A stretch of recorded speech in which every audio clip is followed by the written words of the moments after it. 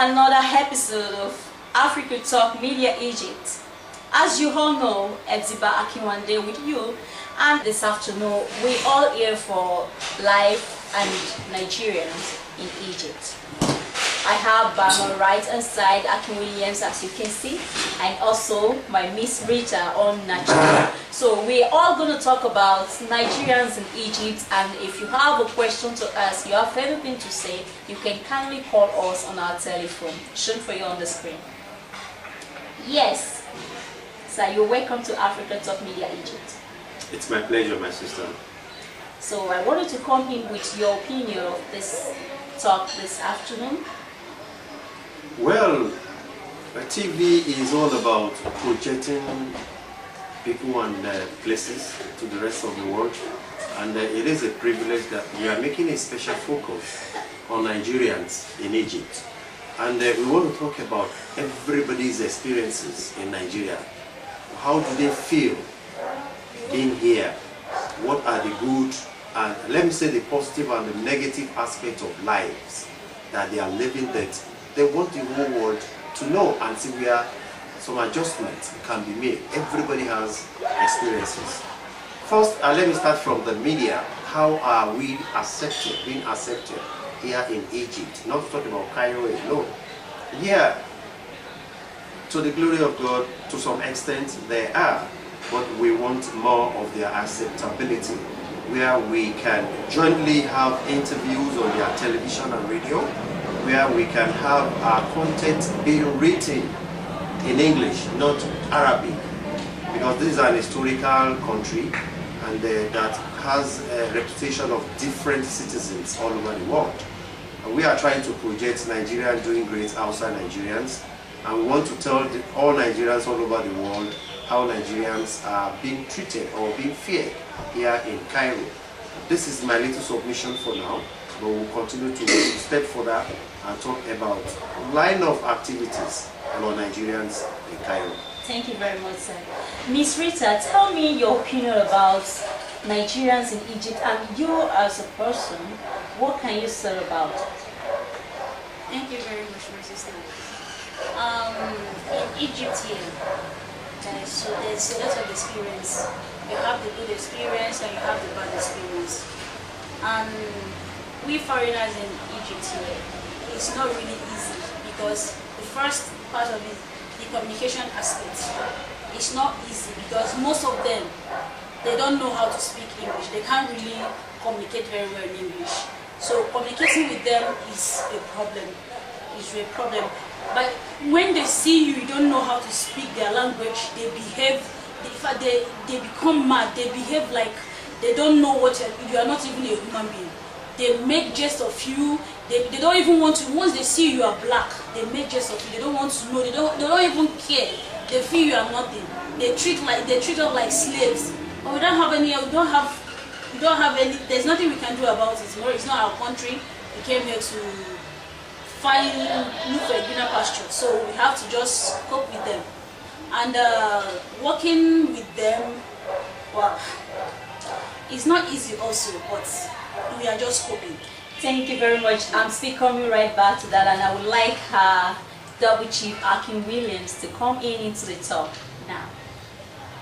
The only thing I think we can do in this retrospect is our government to have a good relationship with the government of Cairo, because let us look at it from this angle. If any Cairo or any Egyptian comes to Nigeria, they are treated like lords. The same is not being reciprocated here, because they treat our Nigerians, fellow people here, as slaves. The few days I've used here, I have entered cabs and I've seen the way they relate with us. If you don't really understand their Arab, they say a lot of things, they bullshit you and what have you, which is not good for everybody. Egypt is an historical place, like I've always tell people, and they should try and show the kind of love to every other citizens that comes to Nigeria. I mean that comes to Egypt. I have heard so many stories about our girls being maltreated. You know, they made them to work 24 hours in a day. and they work for 26 to 28 days. They have 2 days to go to their houses and rest. They don't have time for themselves. Just name everything. On the issue of communications, they don't have school here where they can say Nigerians can go to learn their languages. In Nigeria, we have School of Arabics, where you can go to learn Arabic in case you find yourself in this country, which all of them are. Let us look at the ratio or the percentage of Nigerians or Africans in Egypt, or to be precise, Cairo. You can see the volume is very high. They are contributing to their GDP. They are contributing immensely to their economy, because all these people that come here are graduates in Nigeria, but because of the economy in Nigeria, they have to seek greener pastures elsewhere. They are in Europe, they are in Asia, they are in all over the world. But why is Arab countries difficult for Nigerians and other Africans to work in? They should try to collaborate with our government. Our government should try and let them see reason why they should be friendly. Hardly can you work in an Egyptian company or parastatals. They will not employ you. The only job they can employ you are the laborer's job, housekeep job, the jobs that has to do with slaves. It is not a good thing. Teaching. Even teaching is a bit hard. It's a little bit hard, you know. But then with time, we'll see what the government will do. For now. Thank you. Thank you so much. I wanted to say something about what goes in and out with Nigerians being in Madam's house, the boss. Yes. What goes in and out, as in, I really don't understand it. Okay, as in, what's the experience? What are the experiences, circumstances, being in, staying there in the house, in the family for 26 days and going for this holiday? What are the circumstances that you people come across? Well, it's not easy, like I said. Going to a place you don't know, somebody you don't know anything about her, going there, staying there for 26 days is not really easy, because sometimes some people, even not sometimes, many people die because the work is too much. You will go to a house you don't know anybody. You will spend 26 days there. You wake up very early in the morning. You do the whole work, everything. No time to rest. Before you go to sleep by 10, 11, is not really easy. Then sometimes the madam will tell you, we need you like this, we need you like this. There's nothing you can do, because you are working for you. They feel you are working for your money. They don't even want to know if you are tired or not. What they want, they just want you to do this work and you are paid. That's exactly what they want. So they don't want to know how you feel. They don't care your feelings. They don't care how healthy you are. They don't care about anything. What they care about is their job. That is what they care about, and it's really bad, because there's nothing. And truly Nigerians, we are not really doing things with one mind. If we are really doing things with one mind, I don't think it will go to this extent. Actually, I want, yes, we are coming back to Nigerians, to one another. Yeah. I think in that area, I would like Double Chief Akin Williams to carry up, to come up with that point. But tell me something about, being in the house of those people. Okay. There's something I used to know. According to investigation, we have aspect of babysitting, we have aspect of cleaning. Sometimes people do both together. And according to murmurings of people, is that sometimes they stay out at 2 a.m., 4 a.m. Tell me more about it. Yes, these working in a madam's house for 26 days. Sometimes you go there for cleaning, sometimes you go there for babysitting, but they will tell you you are coming for cleaning. You ask if they have baby. There's no way you can clean without taking care of the baby. But they will tell you you are only coming to clean their house. When you finish cleaning the house, maybe you need some time to rest. They will tell you, take care of this baby. Take care of this baby. There's nothing you can do. They will tell you, I'm paying you for it. Then maybe at night, because most especially they don't do things in the daytime, they really go out at night. Maybe from evening 6, 7, they go out. And by the time they will come back, it will be 12, 1, 2, midnight. So you will go out there, in a hot weather, in a cool weather, everything is on you. So they don't really care about how you feel. They can buy things for their children, but they don't care about you. They see you like a slave. They see you are working for them, they are paying you, so they don't care about your health. They don't really care about it. They don't really care about it. Thank you very much. Sir, I wanted to tell us, what do you think about what Ms. Rita just said? You see, the problem is we Nigerians ourselves, because why? We are not in one voice. If we were in one voice, most of the things going on here will have gotten to the government, maybe through the embassy or what have you. But because there is no one voice, that is why you see all these things happening. Most people who call themselves agents of all these are Nigerians being sold to these Egyptians for slavery or for house help or what, name them.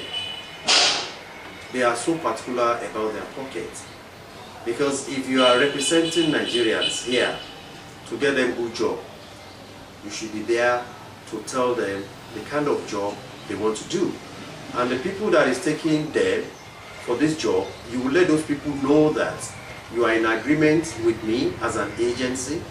This is the kind of job this person should do under you. If they are for housekeep, for God's sake, let them continue to do the house job, not a babysitting. They will ask if they are going out, you have to go out with them, you carry their baby, all through till when they come. They are human beings, for God's sake. They are going out on their own pleasure, not on the pleasure of these people. You know, they've done their best. They should have a limited time with which they can work. If you want to have them aside that housekeep, it's another agreement.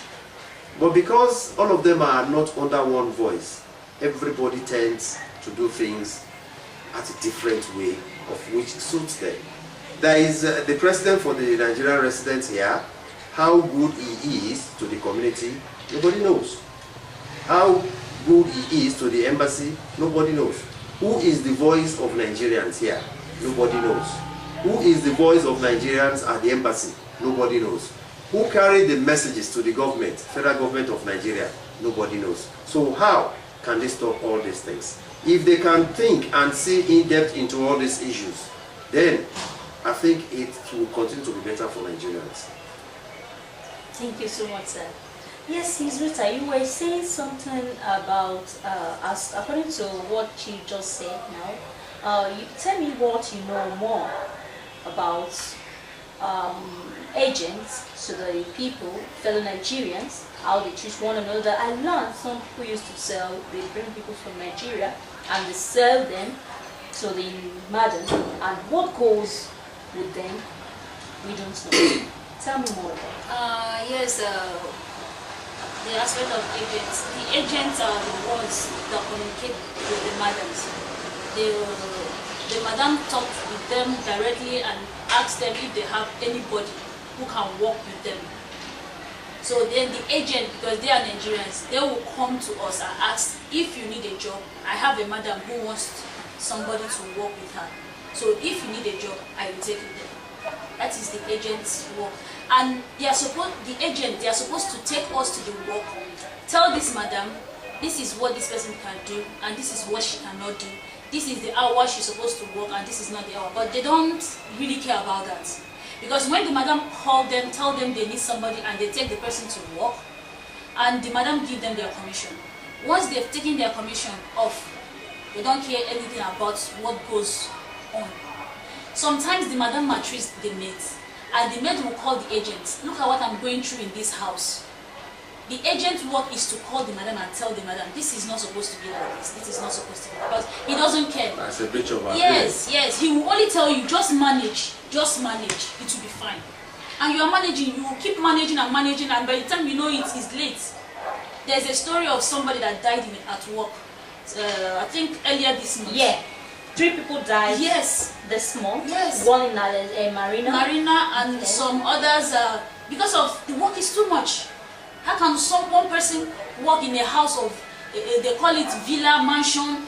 They don't live like Nigerians, like flats or 2 rooms, or they live in a bigger house. And one person will clean the whole house, take care of the baby, go into the kitchen, so many things. Do you hear any information about this, what just happened about the death of the lady? What do you know about the death? What I don't really know, but what we heard was she traveled with the madam to the marina, and there in marina, the sun is too hot. They go there for their pleasure, to swim, make themselves wet, and come back, relax in the house with AC. But the maids are not enjoying this. They will go to the sun. After the stress up with the kids running around, they come back into the house again to start another work. No rest. We are all human beings. We have blood running through our vein. So sometimes you get tired, and by the time you get tired too much, it can lead to another thing. So she died there maybe out of stress, or maybe she's not feeling fine, or something like that. Well, according to investigation, because I was with the charge of affairs, and we really talked about it. And according to what he said was that she had asthma, and she used to have something she inhaler. Maybe it happens, the thing finished, and she was not having someone to help her on time, and she died because Mr. Macedo, Abdurrahman, Mr. Macedo, he said that the doctor called him just one night, and he was explaining there's a Nigerian in his hospital, and he was questioning him what really happened to the doctor. Do not identify or do not explain details about the thing. And just the mother brought a dead body to the hospital, and you accepted the dead body, and which is out of the rules, the order in Egypt, and no one is there to stand for this thing. The government or nobody is there to do this. So he was that. I want for all of you Nigerians watching us at home, it has been a talk in and out everywhere, because I was really challenged many times concerning the death of Nigerians in Egypt. There was a time I was in a Nigerian street, Al-Ashur. So I was with this Yala J, Mama Happy Day, all this, you know them in Ashur. So they were really challenging me about the death. Even that was the time of Awal and Sudan, when they fought and they caught. I saw the picture. It was really, scary. So in this, they also made the point that embassy has not been doing anything to it, have not been supporting a lot of things, this and that. They went to the embassy, they're not responding. So anyway, that was the former ambassador that left before Charge d'Affaires. Charge d'Affaires is just one in charge of the thing. It's not it's a temporary ambassador as at now. So according to what he said, because if you go on YouTube and watch us, I'm with him. I was with him the last 2 weeks on YouTube. He's still there. So you will listen to what he said. For those of you watching us at home, that Nigeria embassy always trying to do their best. But what he said was that the government is not given a permission. He sent the consultant, to go there to make requirement, query about what is happening in Egypt with its people. But it was even, it was really treated in a bad way, not in a dignified way. And he felt what is happening, you have to write. He wrote to the Coroner Affairs that this is what this is not supposed to be. He went to blah blah blah to make this, because they locked some of the people in the prison. That was when they were picking people everywhere, just innocent people that do not know things that is happening, just picking them to the prison without any, for the sake of just a Nigerian probably that did something wrong. And many heads that were just innocent, were caught that time. So I want many of us watching us at home, many of you Nigerians, that we all have to just work it together. In this point is that Nigerians are harming themselves. According to investigation and lots of talks, I have people facing me on the street. As I am, I don't know many people know me actually. Yeah, I always, many times I meet people, even I'm in the bus. Yeah, I go on public transportation. I don't have a car yet, and I don't take taxi. I walk on street. This is what I do. So I meet people on the street. They say, I know you, you're African. I say, yes, and I'm not okay. Do you know what are you doing? They brought me in Egypt, they sleep with me, Afar, whatever, Afar or Alaji, I don't know. Because they brought me, they have to sleep with me. Okay, they take extra money, they don't leave my passport. Sometimes they don't give me food. Lot of things, lot of errors. These are real Nigerians. Because when we're talking Nigerians, we're talking about Egyptians, talking about the way they treat us, but fellow Nigerians. Okay, if fellow Nigerians could be harming to one another, okay, how are we now going to talk about the Egyptians? You see, like I said before, the problem lies with Nigerians here. If they continue to do the way they are doing, they cannot support themselves. Who is going to stand up to support the others when you have a very wicked mind? Yes. You get it? But the problem still remains. Our government should come here, talk to Nigerians here, and let them change their orientations, their attitude, their behaviors, and what have you. And let's move from there. This program is good. If it can go ahead like this every time, where everybody we call to share his or her experiences with fellow Nigerians and the government of Egypt, what they are encountering and what have you, then you can take this to the leaders of the Nigerians here, who will convey it to the embassy. The embassy will see if it is a thing they can do within their reach, they can do it or resolve it, or take it to the federal government. It's very easy for people like me to get in touch with the federal government and ask them to come and have a talk with Nigerians here and have a meeting with the Egyptian government. I can do that. You get me? But we have a forum like this where we have to judge it first. We have to agree and disagree with ourselves and see where we can move. We can't continue to live like this. If we continue to live like this, nobody is going to have a voice for us. So that is just my take for now. Thank you very much. For those of you watching us at home, we need you to subscribe on our YouTube channel and your Skype, your Instagram, and our website. Everything is shown for you on the screen.